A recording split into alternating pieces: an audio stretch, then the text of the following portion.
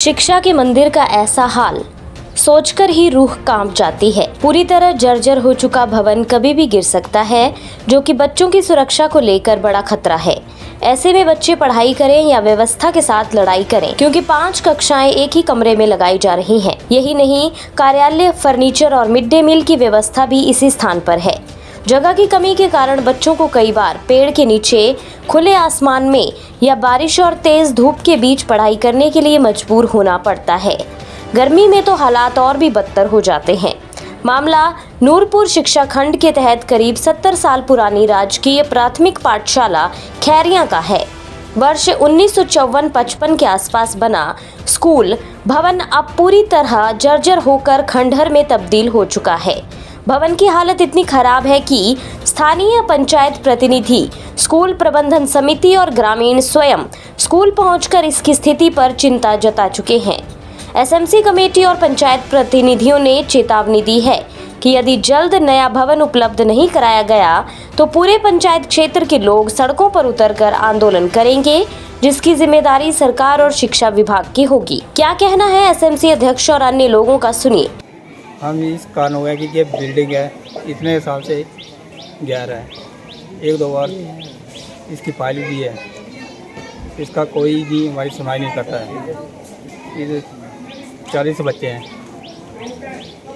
बैठे हैं एक ही कमरे में, बैठे हैं एक ही कमरा है, वहीं ऑफिस है, वहीं सारे बच्चे वहीं बैठते हैं और आधे धूप में बैठते हैं। देखो जी सामने ग्राउंड में जहाँ बैठते हैं,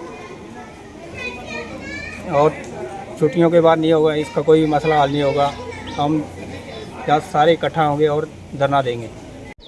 सर देखो, पहले तो ये बिल्डिंग है जो काफ़ी टाइम से देख रहे हैं हम, जब से हमारे बच्चे, अब मेरे तो बच्चे हाई स्कूल में जा चुके हैं, मिडिल स्कूल में, पर प्राइमरी में यहीं पे पढ़े हैं, और तब से ये जो बिल्डिंग है ऐसे ही दिखी है हमने।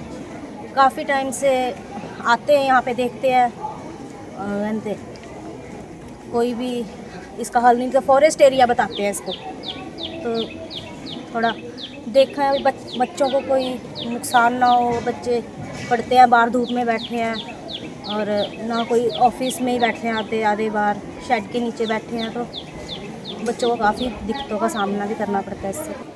सबसे पहले तो मुख्य कारण ये है कि जो हमारे स्कूल की बिल्डिंग है बिल्कुल गैर हो चुकी है, और काफ़ी समय से इसकी जांच कर रहे हैं, और इसका कोई भी जो है कि मसला हल नहीं हो रहा है। तो इसलिए यहाँ हमारी कमेटी इकट्ठा हुई है कि इस स्कूल के बारे में कुछ देखा जाए, क्योंकि बच्चे पढ़ते हैं और कहीं ऐसा कोई अनहोनी हादसा ना हो जाए।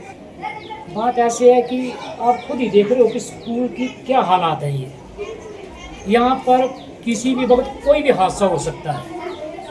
ये बिल्डिंग जो बिल्कुल डैमेज हो चुकी है। इसके बारे में पहले भी सरकार से कई बार ऐसे प्रस्ताव उठा चुके हैं, सभी लोगों ने बातें की हैं इसके बारे में, लेकिन इस पर कोई भी कड़ा संज्ञान जो वो नहीं लिया गया। सरकार क्या देख रही है? सरकार ये देख रही है कि जब हादसा होगा उसके बाद करेंगे कोई कार्य।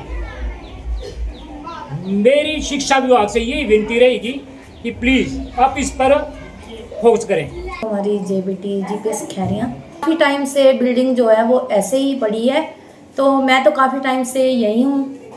तो जब से हमारे विभाग के या डिप्टी डायरेक्टर ऑफिस के जो भी आदेश आते हैं हम उनको फॉलो करते हैं। कई बार जो है हमने फाइलें बनाकर भेजी हैं, तो अभी तक कुछ हुआ तो नहीं है। ये है कि बच्चे जब पेरेंट्स आते हैं तो पहले तो वो देखते हैं कि बच्चे बैठने में ही स्टेबल नहीं है, तो बच्चों को एडमिशन, इसी सबसे ज़्यादा वजह हमारी बच्चों के कम होने की यही है कि हमारे पास बिल्डिंग नहीं अच्छी। तो इस कारण पेरेंट्स जो है वो पहले तो यही देखते हैं कि बच्चों को बैठने का सही होना चाहिए। तो काफ़ी टाइम से जो ऐसे चला हुआ है। प्रधानाचार्य अजय गुप्ता ने बताया कि भवन की स्थिति अत्यंत गंभीर है।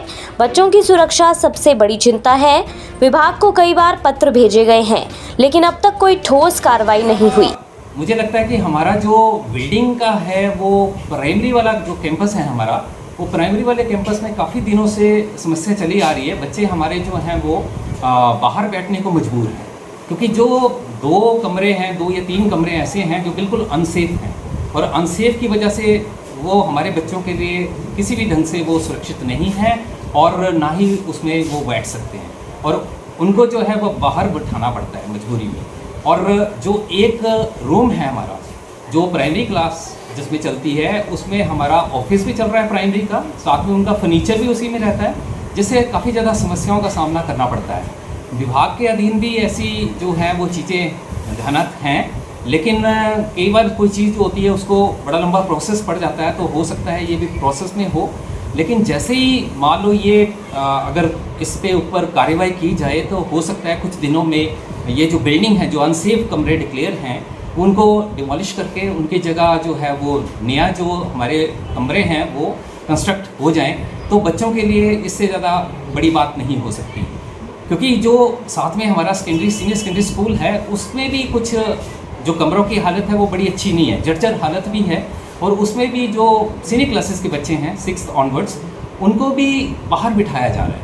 6th हमारी कम से कम 3 क्लासेस जो हैं वो बरामदे में बैठने को मजबूर हैं, और जब बरामदे में बैठते हैं तो वहाँ पे बारिश का मौसम हो तब भी उनको मुश्किल पड़ जाती है, गर्मी ज़्यादा हो तब भी मुश्किल पड़ जाती है, क्योंकि धूप सीधी बरामदे में आती है।